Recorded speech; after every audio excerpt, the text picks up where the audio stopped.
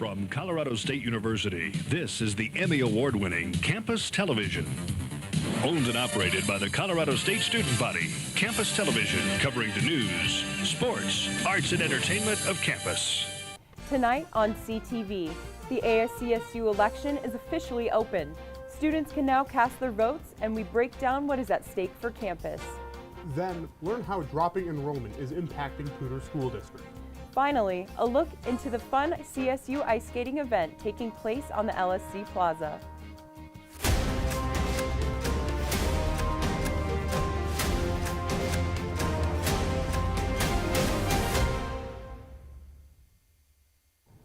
Good evening, Rams, and thank you for joining us. Welcome back to CTV's Thursday Night News. I'm Robert Sides. And I'm Gigi Bergh.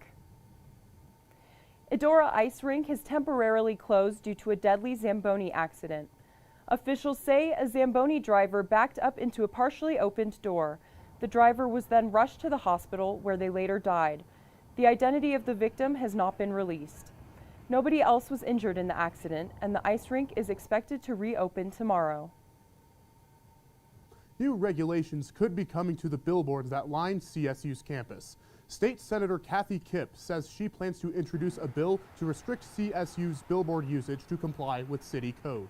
The code forbids the building of new billboards or digital signage on city grounds. CSU is not required to comply with the city code or other city ordinances, as CSU is state land and can place signage on campus as they please. Senator Kipp argues that if the billboards are visible from beyond campus, then they must comply with city code. The proposed bill would continue a struggle between CSU and the city of Fort Collins. Candidacy for the upcoming ASCSU general election is officially open, allowing CSU students to step into leadership roles on campus. Madison Spooner spoke with members of ASCSU about what positions are available, important deadlines, and what students should know if they're thinking of running. ASCSU serves as the official voice of CSU students. With general election candidacy now open, student leaders say this is a chance for students to get involved on campus. Our job as a student government is to represent all, I think it's like 36,000 CSU students. So we have to make really broad decisions that affect everybody on campus. So we have 4 positions currently open. So president and vice president run together as a shared ticket, and they lead our executive branch. Speaker of the Senate is also open, which leads our legislative branch, and then all of the academic colleges have student representatives through college senators. That's also open. With several positions open this election cycle, ASCSU leaders say now is an important time for interested students to learn more about the process and what it takes to run. Be really cognizant of what you don't know, because everybody's experience is a little different. And as a student, you meet, a certain group of friends, you're involved in a certain group of organizations, and you think that you understand what it means to be a CSU student, but you don't understand what the experience is for anybody else. Elections manager Emily Arno explains why your vote as a student matters on campus and in the ASCSU elections. I think turnout is really important because we as a body exist to represent students, and so seeing that turnout is a really clear indicator of student engagement in our representatives that represent them. And so getting people involved throughout that, make sure that our representatives truly are the people that students want to be representing them. This has been Madison Spooner, CTV Channel 11.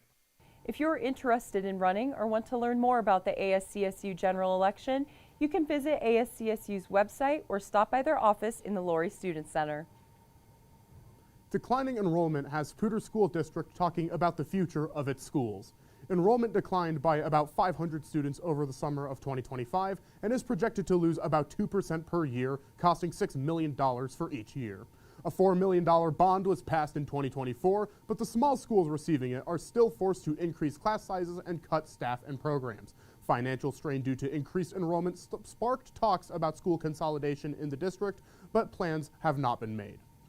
The decline is not unique to Poudre School District, but is reflective of statewide demographic trends. Now, don't go anywhere, Rams. After the break, we will look into a new burger restaurant in Fort Collins and how you can support vet clinics in Fort Collins. I'll be right back. Hi! You think you're probably sober? Yeah. But you're thinking about taking the back roads home, just in case. If you're probably sober, then why would you do that?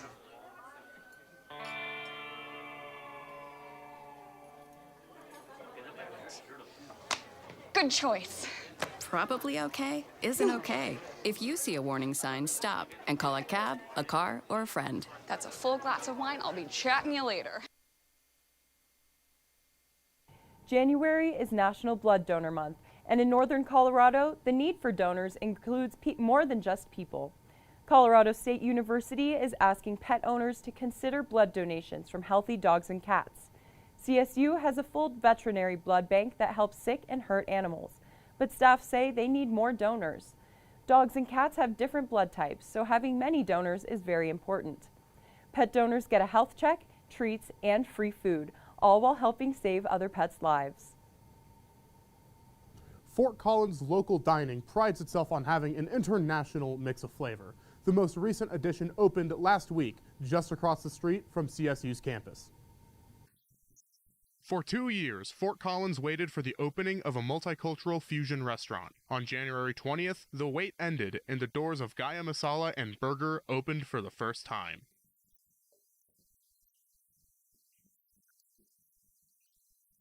Gaya Masala serves a mix of Indian, Mediterranean, and American food, accompanied by a full bar. Gaya Masala is open on South College Avenue, just across the street from campus. The chain gets support from local college communities, and Fort Collins continues the trend. Everyone loves Gaya, but like our almost like 45-50% of the guests, like customers, are students, which is like great feeling to us, Gaya Masala only shuts off its open sign at 3 in the morning, much later than surrounding restaurants, a theme across all of the Gaya Masala locations. I usually used to say to my customers, like, we only not serve food, we mix some love and respect in that food, and we serve to you. Gaya Masala and Burger is committed to serving Fort Collins with love late into the night. Robert Sides, CTV. Fort Collins is Gaya Masala's 4th Colorado location, with locations already in Boulder, Denver, and Colorado Springs. Construction for a 5th location in Longmont is underway. Rising temperatures may be melting the snow and ice, but that didn't stop Rams from ice skating across the plaza. Earlier today, Rams on Ice returned for the 5th year in a row. The event included an outdoor ice rink that was placed on the plaza. Students were able to rent ice skates for free and try their best not to fall while skating on the fake ice. The fun didn't stop there. With games and a fire pit to make s'mores, there was something for everyone.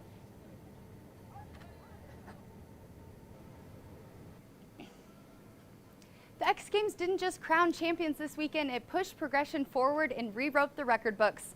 I had the opportunity to see some of the fun this weekend. Let's take a look at what you missed. Garrett Reynolds set the tone early, breaking a tie with Shaun White and Nia Hunson to become the most decorated gold medalist in X Games history with his 16th career gold. That momentum rolled into women's knuckle huck, where creativity rolled. Finland's Annie Karava earned bronze with a clean 720. Alea Stevele stepped it up for silver, but Maren Hamill stole the spotlight, landing a right tail butter 720 to win gold. Just a year after finishing 5th in her X Games debut, Hamill made the leap from contender to champion.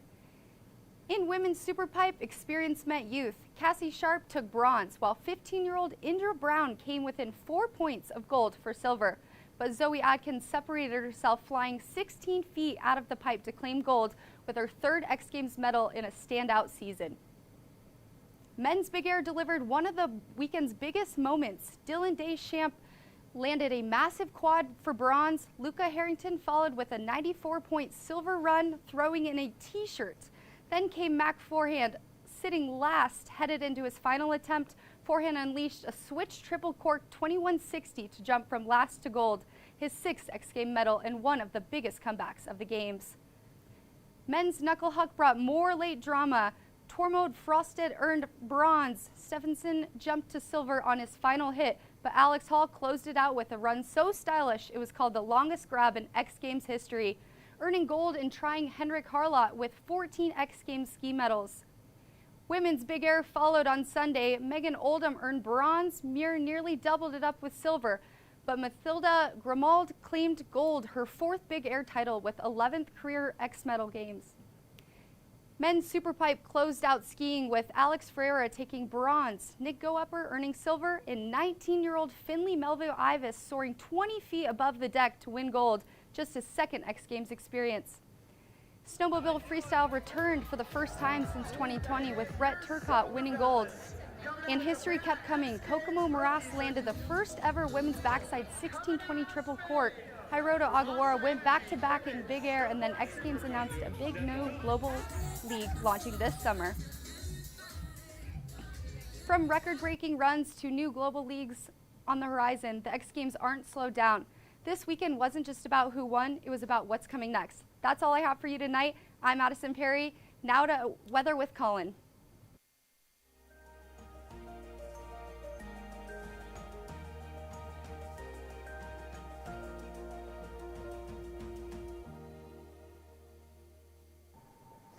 Thanks, Adisyn. I'm Colin Shea, and without further ado, let's jump right into the weather.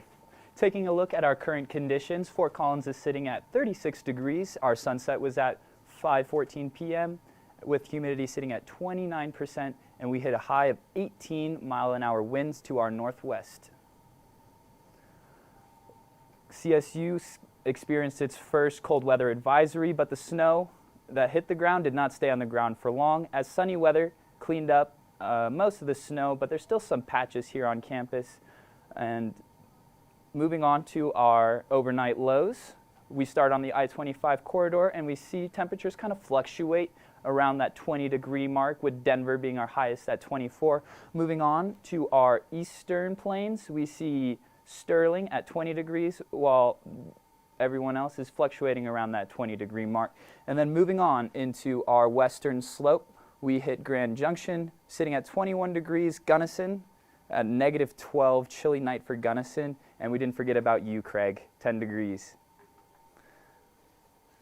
Moving on to tomorrow's forecast, Fort Collins will sit at a high of 49 degrees, and our low is 25 degrees. Our sunset will be at 5:15, and our humidity sitting at 38% with, not 47 mile-an-hour winds, but 7 mile-an-hour winds.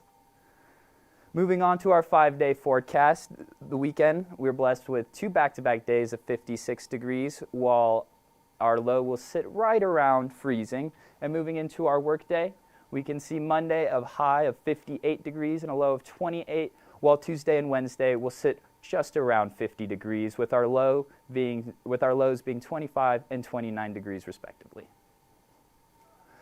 That's all I have for you, Rams, but don't go anywhere. After the break, we will look at local coffee shops in Fort Collins and how they're supporting immigrants.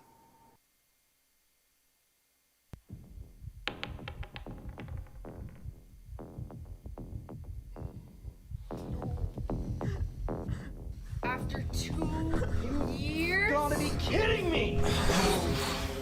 Okay, no. Robbie! Seriously, do you have anything you can use against the dragon? I can do fireball, that'll do a lot of damage. Yeah, to all of us! Well, We're in a 4-foot group! I'm sorry, what else do you want me to do? Okay. Hold on. All right. Wizard, what do you do?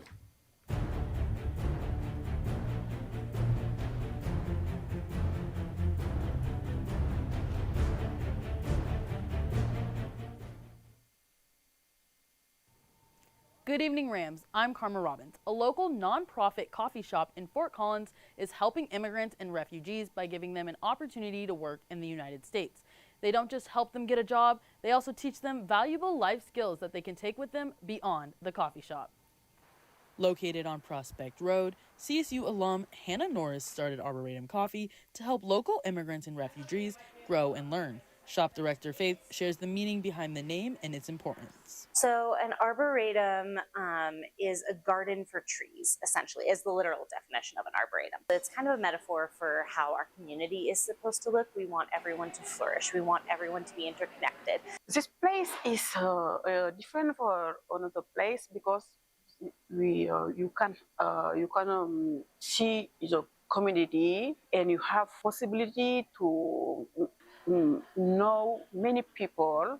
Arboretum Coffee helps the local immigrants or refugees not only with their job, but also in life. Their mentor helps them one-on-one personally with whatever personal goals that they have. So that's like the main overview of what the program is.